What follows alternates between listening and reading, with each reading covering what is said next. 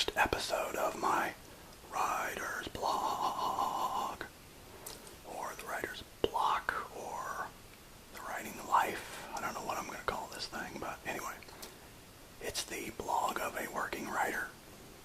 That's me. And I'm going to take you through my writing process, and I'm going to let you watch as I create a little short story that I've been working on for about, well, let me see. Actually, I won't admit how long I've been working on it, because it would be more like 15 years.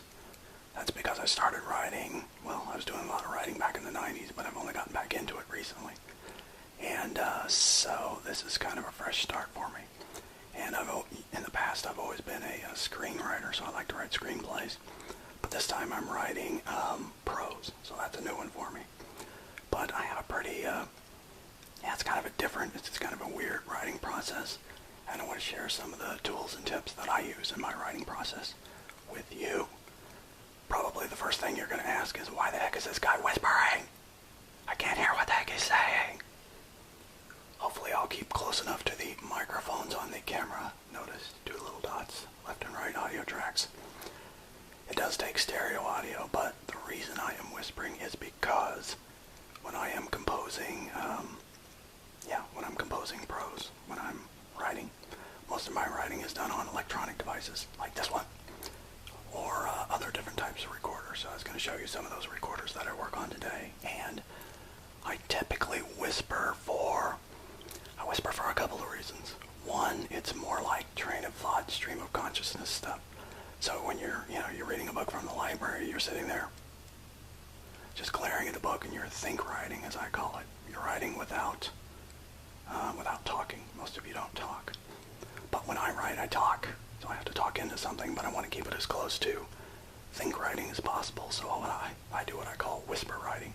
And this is how I write. I compose like this. So that's why I'm whispering today. And hopefully keeping as close to the microphones as I can. Hello, microphones. So this is how I compose. Alright, so that's why I'm whispering. Why am I making these videos? Well, there's a couple of reasons. One, my son has been bugging me lately about not having any videos on my YouTube page. So, son, here you go. This is me. He goes to my YouTube page, believe it or not, and says, why don't you have a new video up? So that's one reason. The other reason's a little more pedantic. It's because I think people are as interested in the writing process as they are in the product of what you write, what you end up with at the end of the writing process. So that's one reason I'm doing these videos. Okay, so you're ready? This is my writing process. I'm usually whispering into a camera like this. I whisper because I'm oftentimes taking notes at night when everybody's asleep. A lot of writers will tell you this, and I'm no different, that they have insomnia and they can't sleep. So when I get up in the middle of the night, I grab a recorder like this guy. I grab him real fast, I push the record button, and I'm working. But of course I can't talk out loud, or I'm going to keep everybody in the family awake, and I'll be in trouble the next day. So I whisper like this, but it also helps me think more like a writer, think more like a reader, actually. Readers are reading without talking, so whispering like this helps me write faster. As you can see, I can talk pretty fast when I whisper. A lot faster than when I speak out loud, so that's why whispering. Alright, so I've got a lot of different tools, though. If I wake up in the middle of the night, I might grab a camera like this. This one's really good. This one has dual channel, left and right, so it's got good quality, good playback. One reason I really like this camera as opposed to some of the other little cameras that I have is because this one doesn't, this one will do a single take autofocus. It'll focus once and then it won't keep focusing. I've got one other little camera here I was going to show you, and sorry Sony, but I do use this camera as well. However, this one doesn't quite give me as clean an audio as the Nikon does. The Nikon, like I said, will focus once and then not keep focusing.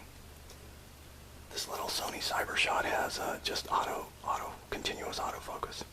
So it'll make this little creaky sound in the background while I'm recording, and that's a little bit annoying during playback when I'm transcribing. Transcription is the next step after I get a rough draft on, as I call it, a whisper draft. So this one's good, but not as good as the Nikon. One of the recording devices do I use? Man, I use everything I can get a hold of. I mean, seriously. I got old school stuff like this jobby. Check this dude out. This is another Sony. Sorry, Sony. But I do use this one quite a bit. It's an old, believe it or not. Yep, it's an old 8-track tape. Wow. Wait, not 8-track. This is a cassette tape. There we go. And these give you really good quality, to be honest. A lot better sometimes than the new digital stuff. So yeah, I use that. The only difficulty with these, of course, is getting them transcribed or getting them moved over to a computer if you're going to share them with somebody else and have them do some transcribing. My son's been doing transcribing for me recently, so that's been helping out quite a bit. My God, if you're going to use a camera, let's just segue for a minute. If you're going to use a camera, invest in one of these, please. Make the camera level, for God's sakes. It only takes a second, and it keeps from, doing this kind of thing. You'll get the jittery camera movements, and if you try to handhold it, it can be really annoying. But I use a lot of different recorders. I've got a little cheap MP3. This one's not too bad. I don't know what this is. Oh, this is a Sansa. I've got a little Sansa MP3 player, and this one's pretty good. The only thing is it compresses the audio a lot, and so I get a lot of just artifacts in the compressed video. I don't think it must not be 128. What is that? 128 megabytes per second or 128 hertz or whatever those things record at. Anyway, this one's okay, but not as good as this.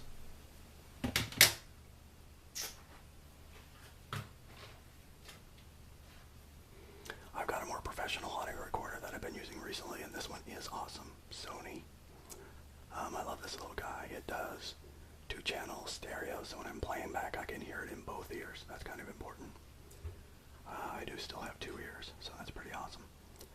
And this one, I don't get much background noise, and it's really cool. The only bad thing about this one is when I move it around a lot, I'll hear lots of my hand movements on the casing. So I'm going to switch to using a headset microphone probably with this one when I transcribe. I think that'll be useful.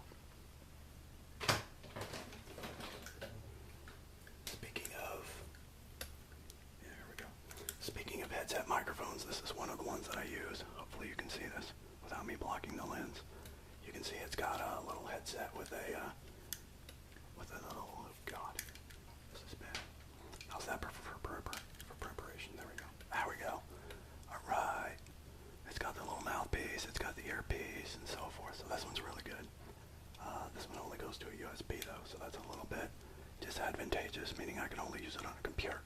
There are others that have little mini phono plugs, and they're a little bit more useful as far as using them in conjunction with these guys. Does that make sense? Okay. If not, never mind.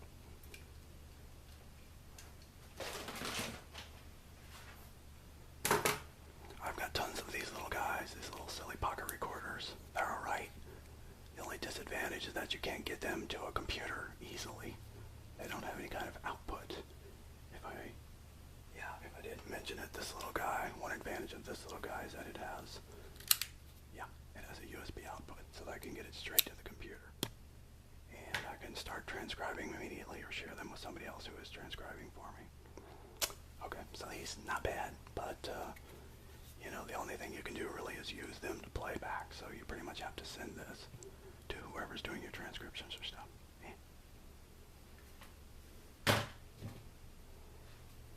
Okay, this is pretty funny, but one thing I've discovered around my house recently are these guys. These are old little clamshell phones, which, by the way, I love these things. I don't know about you, but these remind me so much of Star Trek. It's like, Scotty, beam me up. There's no intelligent life down here. Anyway, I love these little guys. They're pretty darn cool. And they've got, I was just going to get to the right place here. These things you can record, there we go. You can record onto them, and the nice thing is that they always know what time it is. They receive the atomic radio signal from the Atomic Energy Commission.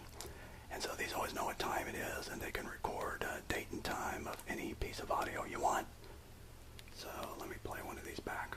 I'll play one of these for you so you can hear it.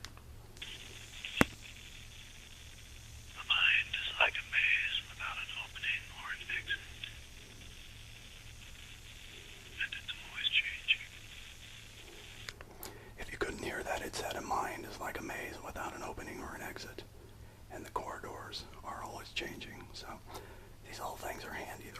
you can carry them around. I carry a couple in my car, and so I can take notes. I can practically write a whole book when I'm commuting to work, so that's pretty handy.